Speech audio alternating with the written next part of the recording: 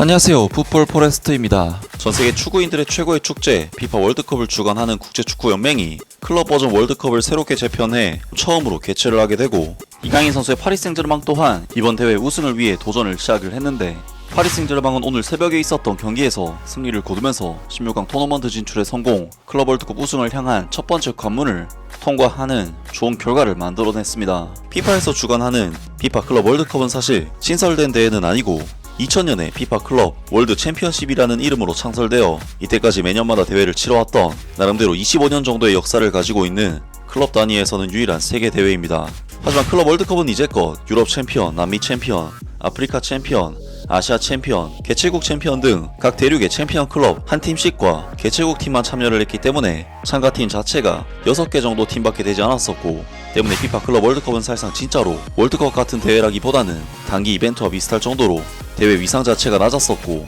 참가팀 자체가 워낙 적고 경기 기회 자체도 적기 때문에 다양한 스토리나 약체팀들의 반란을 보기에는 어려운 한계가 있었던 대회였습니다. 하지만 피파에서는 2015년 대회부터 진짜로 월드컵 포맷을 들여와서 32개 팀의 조별 라운드 및 토너먼트 방식의 대회로 새롭게 재편을 했고, 피파 클럽 월드컵은 로고도 새로 만들고 트로피도 새로 만드는 등 사실상 이번에 펼쳐지는 대회가 1회 대회 같은 느낌을 주는 피파에서 정말 제대로 준비해서 만든 대회라고 할 수가 있는데요. 그리고 이강인 선수의 파리 생제르맹은 역시나 1포트의 배정을 받으면서 스페인의 아틀레티코 마드리드, 브라질의 보타포구, 미국의 시애틀 사운더스와 함께 B조의 편성을 받았고, 1차전부터 아틀레티코 마드리드라는 강력한 상대를 만나면서 꽤나 힘든 매치업으로 대회를 시작했지만, 놀랍게도 파리 생제르맹은 아틀레티코 마드리드라는 강팀을 상대로 압도적인 경기력을 보여줬고 무려 4대0이라는 압도적인 승리를 거두면서 챔피언스리그 우승팀다운 전력을 보여줬습니다. 하지만 파리 생제르맹은 2차전 브라질의 보타포고와의 경기에서 1차전의 폼을 전혀 보여주지 못하는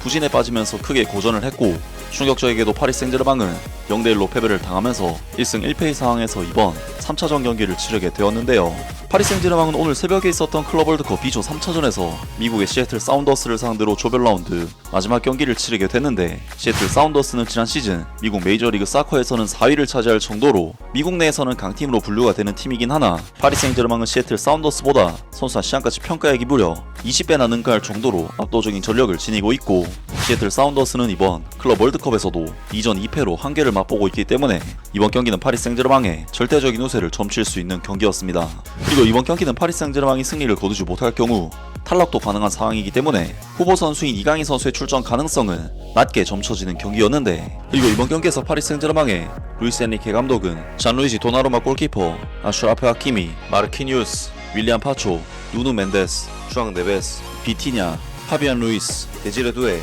크비차 흐바라첼리아, 세니 마율루 선수까지 역시나 워낙 중요한 경기인 만큼 현재 파리 생제르맹이 내세울 수 있는 최선의 라인업이 가동이 되었고, 파리 생제르맹의 핵심적인 선수인 우스망 덴벨레 선수는 부상으로 인해 명단에서 제외되었으며 결국 이강인 선수는 벤치에서 이번 경기를 시작하게 되었습니다. 그리고 시애틀 사운더스의 김기희 선수도 벤치 명단에 이름을 올리면서 한국인 더비는 일단 미뤄지게 되었는데요. 이번 경기에서 파리 생제르맹은 시애틀 사운더스를 상대로 역시나 워낙 압도적인 전력 차이를 가지고 있는 상황이기 때문에 대부분의 볼 소유권과 주도권을 가져가는 굉장히 원사이드한 경기 양상을 보였는데, 전반전 볼 점유율 수치가 79대 21, 슈팅 숫자는 10대 3, 유슈팅 숫자는 5대 0이라는 수치를 기록하면서 파리 생제르맹은 시애틀 사운더스와의 이번 경기 분위기를 원정 경기임에도 불구하고 완전히 가져가는 경기를 했는데요. 하지만 파리 생제르맹은 지난 2차전 보타포그와의 경기 때와 마찬가지로 경기 주도권을 잡고 있음에도 이렇다 할 확실한 찬스를 전혀 잡지 못하는 아쉬운 경기력을 보였고, 시애틀 사운더스의 좁은 수비 틈을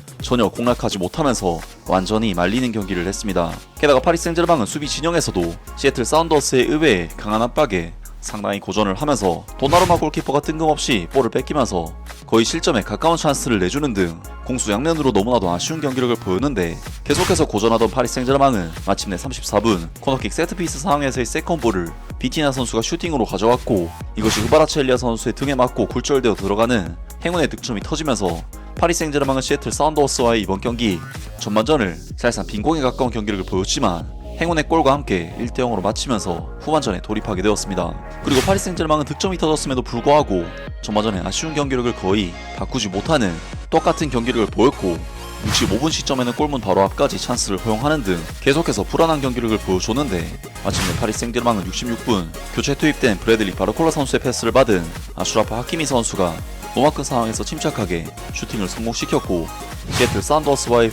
시애틀 사운더스와의 굉장히 힘들었던 이번 경기를 2대0의 스코어로 벌리면서 사실상 승기를 잡아냈습니다.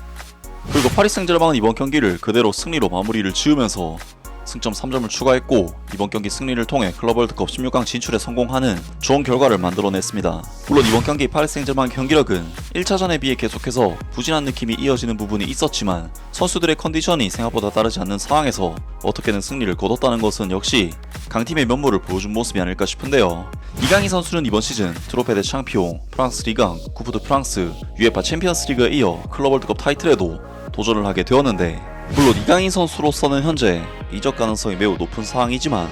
클럽 월드컵 우승 커리어까지 추가를 하고 한다면 클럽 커리어에 굉장히 좋은 이정표가 하나 더 생기는 일이기 때문에 이강인 선수와 파리 생제르맹이 이번 대회에서 어떤 성적을 거두게 될지 계속해서 기대를 해보겠습니다. 아무튼 오늘 영상은 여기까지고요. 영상 재밌게 보셨다면 구독과 좋아요 그리고 댓글 부탁드립니다. 감사합니다.